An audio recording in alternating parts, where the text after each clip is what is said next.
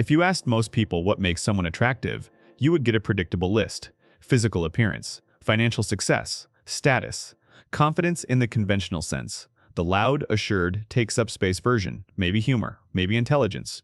These are the things culture points to constantly, the things movies and social media and the people around you have been reinforcing your entire life as the variables that determine whether someone finds you attractive or not.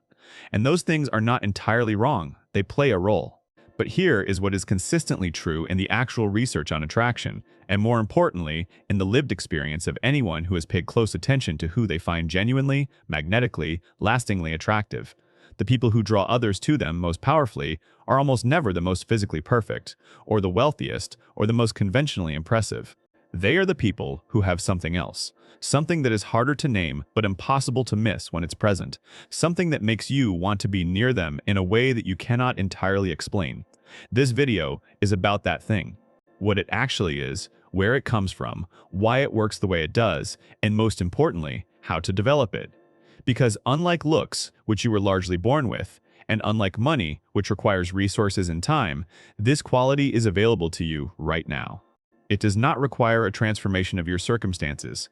It requires a transformation of something internal, and the effect, once you understand and begin to embody it, is almost immediate. The thing is this: presence, not confidence, though confidence is part of it, not charisma, though charisma is a downstream effect of it. Presence. The quality of being completely, genuinely, fully in this moment, with this person, in this interaction, without the part of your attention that is usually somewhere else monitoring how you're coming across, planning what to say next, worrying about what they think, comparing this moment to other moments, wishing you were different or funnier or more impressive or better looking or further ahead. Full presence. The experience of being truly with someone rather than near them. Let me explain why this is so specifically and powerfully attractive, because the reason goes deeper than most people realize. We live in an era of fractured attention. Every person you interact with is dealing with a constant, low-grade fragmentation of their focus, pulled by phones, notifications, to-do lists, background anxieties, the ambient noise of a world that never stops demanding something. The average human attention has been systematically conditioned to scatter, to move fast, to skim surfaces rather than go deep. This is not a personal failing, it is the environment we all inhabit. But the consequence of it is profound and deeply felt, even when it is not consciously named. People are starving for someone to be truly with them. Not someone who is physically present while mentally somewhere else. Not someone who is listening while simultaneously composing their response. Not someone who is looking at you but whose eyes betray the fact that they are actually looking through you at their own reflection. But someone who is actually here, whose attention lands on you fully, who hears what you say and is genuinely affected by it, who is in the conversation rather than managing it from a distance. That experience, the experience of being truly seen and truly attended to, is so rare that when people encounter it, they respond to it viscerally.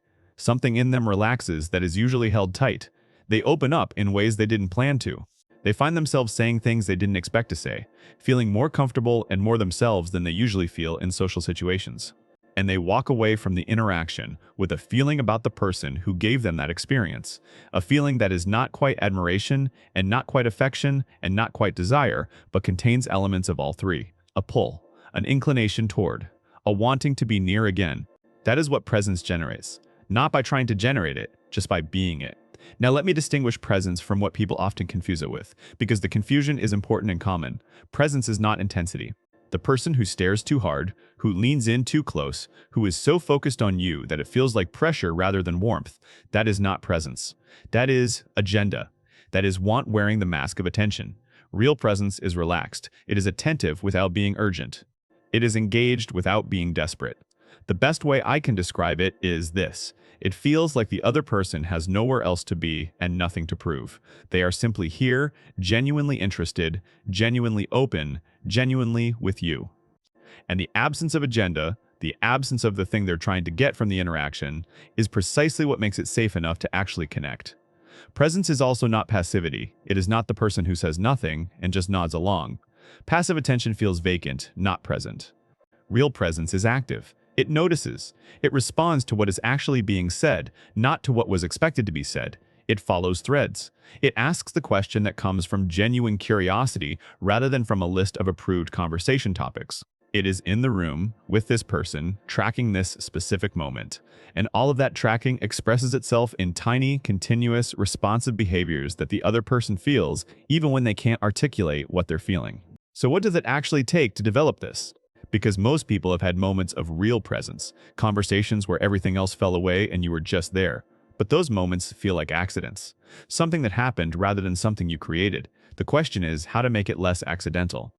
The first thing is to address the primary enemy of presence, which is the internal performance monitor. The running commentary in your head that is watching you have the conversation while you're having it. Evaluating how you're coming across. Noting when you said something that didn't land the way you wanted. Preparing what to say next while the other person is still talking. Comparing yourself to how you wish you were showing up. This internal monitor is the single biggest presence killer there is, and it runs in almost everyone, almost all the time in social situations. You cannot turn it off by trying to turn it off. Telling yourself to stop self-monitoring is just another form of self-monitoring. What works instead is redirecting the focus so completely and genuinely outward that the monitor doesn't have the bandwidth to run. And the most effective redirect is genuine curiosity. When you are truly curious about what someone is saying, not performing curiosity, but actually wondering, actually interested in what they're going to say next, actually affected by what they just said, the monitor goes quiet. Not because you suppressed it, but because you gave your attention somewhere better to go. Cultivating genuine curiosity about people is therefore not just a social skill. It is the core practice of presence. And it starts before the interaction, with a decision to find out who this person actually is. Not their surface, not their role or their credentials, or what they can offer you, who they are, what their experience of being alive is like, what they have figured out and what they haven't, what they care about underneath the things they're supposed to care about. Approach every interaction with that genuine question underneath it, and presence follows almost automatically. The second thing is physical. Presence has a body, and the body can either support or undermine the internal state. When you are physically settled, when your breath is slow, your posture is open, your movements are deliberate rather than fidgety, your nervous system is receiving the signal that everything is okay, that there is no threat here, that you can afford to be here fully, and your attention, freed from the job of monitoring for danger, can actually land on the person in front of you. The practices are simple and have been described in detail in the body language video. Breath, settled posture, visible and still hands, a pace of movement that matches ease rather than anxiety. But there is one addition that is specifically relevant to presence. It is the practice of slowing down your responses, letting what someone says actually land before you respond to it, taking the half second to actually receive what they said and feel your genuine reaction before you speak. Most people's response time is calibrated for performance, fast enough to seem engaged, before the genuine response has actually formed. Slowing it down, even marginally, creates a quality in your engagement that people feel as depth, as if what they said actually mattered enough to actually be processed. Because it did. The third thing, and this is where presence becomes not just a social skill, but something that changes your entire experience of being alive, is to practice it when you're alone. Presence is not just a thing you bring to other people. It is a relationship with the current moment that either exists or doesn't, regardless of who is in it. If you are someone who is chronically in your head, chronically somewhere other than where you actually are, then being present with other people will always feel like a gear you're trying to force. Because presence is a capacity, and like any capacity, it needs to be built in the full texture of your life, not just deployed in social situations. What this looks like practically is simple. Eat without your phone. Walk somewhere without a podcast. Sit with your morning coffee and let it just be that. Drive without filling the silence. Do one thing at a time and actually do it, not with half your attention while the other half is somewhere else. These practices sound almost embarrassingly small, but what they are building is a baseline relationship with the present moment that becomes the foundation of how you show up with other people. You cannot be genuinely present with someone else if you have spent the entire rest of your day training yourself to be elsewhere. The fourth thing is to release the need for the interaction to go a particular way. This is the attachment that most reliably fractures presence, the investment in a specific outcome. When you need someone to like you, the need monitors every signal they give for evidence of whether that need is being met. When you need the conversation to be impressive, the need watches every exchange for evidence of impressiveness. When you need something from the interaction, approval, validation, connection on your terms, the need occupies exactly the part of your attention that should be occupied by the person in front of you. Letting go of the needed outcome is not indifference. You can care deeply about how the interaction goes and still release the need to control it. The difference is between caring and clinging. Caring means you're invested, you're engaged, the other person matters to you. Clinging means the outcome determines something about your sense of yourself. Release the clinging, the part that says this has to go a certain way for me to be okay, and what's left is genuine investment without the anxiety that investment into fragile outcomes generates. From that place, caring but not clinging, interested but not desperate, engaged but not performing. Presence is not something you have to work at. It is simply what's left when everything that was in the way of it has been set down. Now here is the full picture of why this makes you attractive in a way that looks and money simply cannot replicate. Looks draw attention. They create the initial pull that makes someone look twice.